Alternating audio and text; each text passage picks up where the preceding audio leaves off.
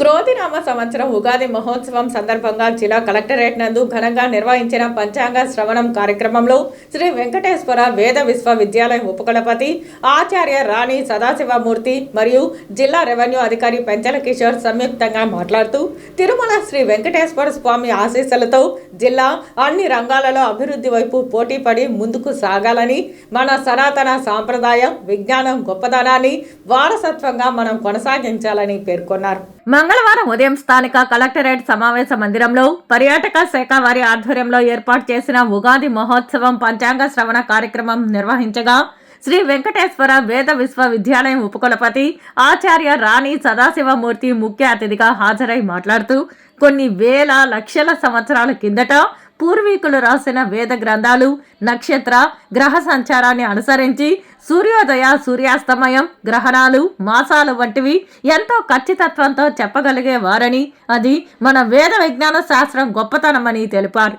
ఈ సంవత్సరం తెలుగు సంవత్సరాది క్రోధినామ సంవత్సరం అని తెలుపుతూ క్రోధి వ్యవహార నామం అనగానే మనకు గుర్తుకు వచ్చేది కోపమని, కానీ దానికి ఒక రహస్య అర్థం ఉందని, అది ఏమిటంటే విష్ణువు అని అర్థం తెలుపుతూ విష్ణువుకు కోపం అసురులపై ఉంటుందని, అలాగే మన మనసులోని చెడు ఆలోచనలు భావనలను దహనం చేయడం ద్వారా ప్రశాంతత పురోగతి విలసిల్లుతుందని, మనం సాక్షాత్తు తిరుమల శ్రీ వెంకటేశ్వర స్వామి వారి పాదాలు చెందవలసిన తిరుపతి జిల్లానందు ఉన్నాం కనుక ఆ దేవుడు తిరుమల శ్రీ వెంకటేశ్వరుడు ఎల్లవేళలా గోవింద గోవింద అంటూ నామస్మరణ చేయడం ద్వారా మనలోని అసుర భావాలు దహించి వేయబడతాయని తెలిపారు. ఈ సంవత్సరం విష్ణువుకు సంబంధించిన సంవత్సరమని, విష్ణునామ స్మరణతో సర్వం శుభాలు చేకూరుతాయని తెలిపారు. సరిగమలలో క్రోధి అనేది గా పదానికి చెందినదని, మన షట్ చక్రాలపై దాని ప్రభావం ఉంటుందని తెలిపారు. ఎవరైతే పంచాంగ శ్రవణం చేసి మనకు వినిపిస్తారో వారు మనకు సాక్షాత్తు వ్యాస భగవానుడితో సమానమని శాస్త్రం తెలుపుతోందని తెలిపారు.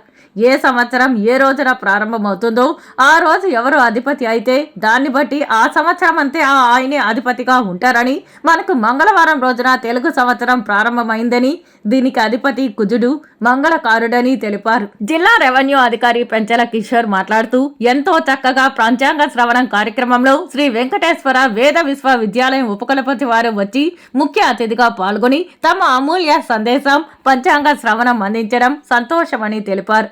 అనంతరం ఆయన మాట్లాడుతూ మన మూలాలను ఎప్పటికీ మర్చిపోరాదని, మన తెలుగు సంవత్సరం ఉగాదిని తప్పకుండా ప్రతి సంవత్సరం జరుపుకోవడం జరుగుతోందని అన్నారు.